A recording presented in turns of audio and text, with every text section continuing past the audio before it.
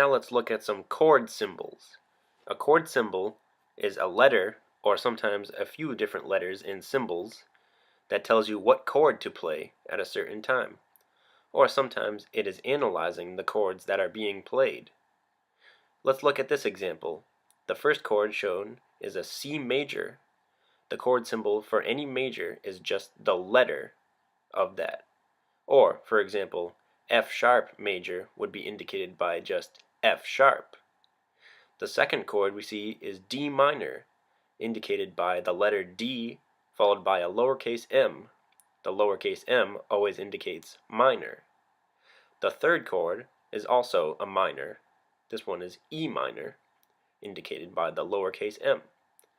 And the fourth chord is F major, indicated by just F. So to recap, a major chord simply needs the letter only, or in the case of a sharp or flat, the letter followed by the symbol, such as F sharp or B flat. A minor chord is the letter followed by a lowercase m. Here is that same example, but with a slight variation. Notice the second and third chords, D minor and E minor, have minus signs in front of them, or dashes. This is simply another way of writing a minor.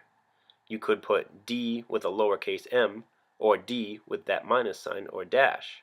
Either way, it is D minor. The E minor is the same way. It could be E and then a lowercase m, or it could be D, E and this minus symbol or dash. Here is an example of a diminished chord written with a chord symbol. Both of the chords in this example are the same notes, C, E flat, and G flat. There are just two different ways of writing a chord symbol for C diminished. The first one is a C with a little circle next to it. The second one is C with D-I-M after it. Either way, it indicates a C diminished chord. Here is an example with all three chord symbols we discussed. The first one is a C major chord, indicated by the symbol C. The second chord is G minor, indicated by G and a lowercase m. The third chord is a D diminished chord, indicated by D and a little circle, and the final one is a C major again, indicated by C. As we learn additional types of chords, we will always learn the corresponding chord symbol. For additional types of chords, see Book 3, Assignment 2. Also, see the section for chord symbols. Here is a piece of music containing a melody and chord symbols. Notice there is no left hand written. The best way to play this, for now, is to have the right hand play these melody notes and the left hand play the chords underneath it. Let's play through this example.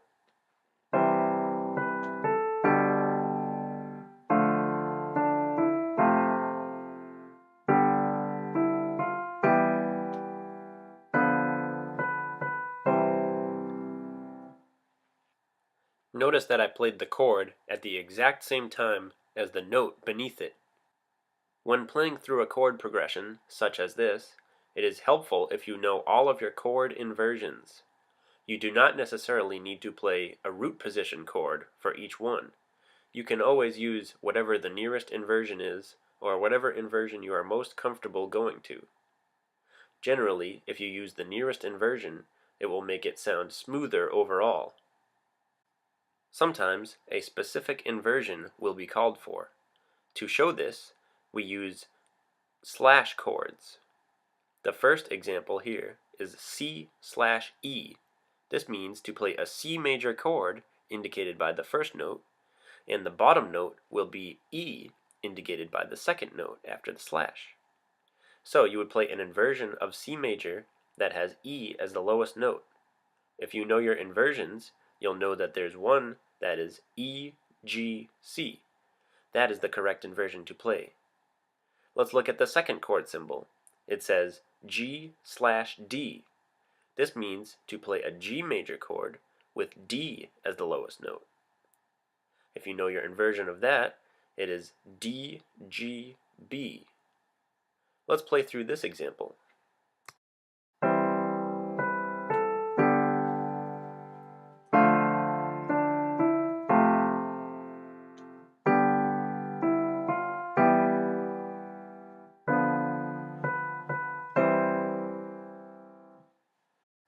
So to recap, whenever you see a slash chord, you play the chord that is indicated by the first note, but you use the inversion, which has the second note, as the bottom note. For example, C/E means a C major with E as the lowest note.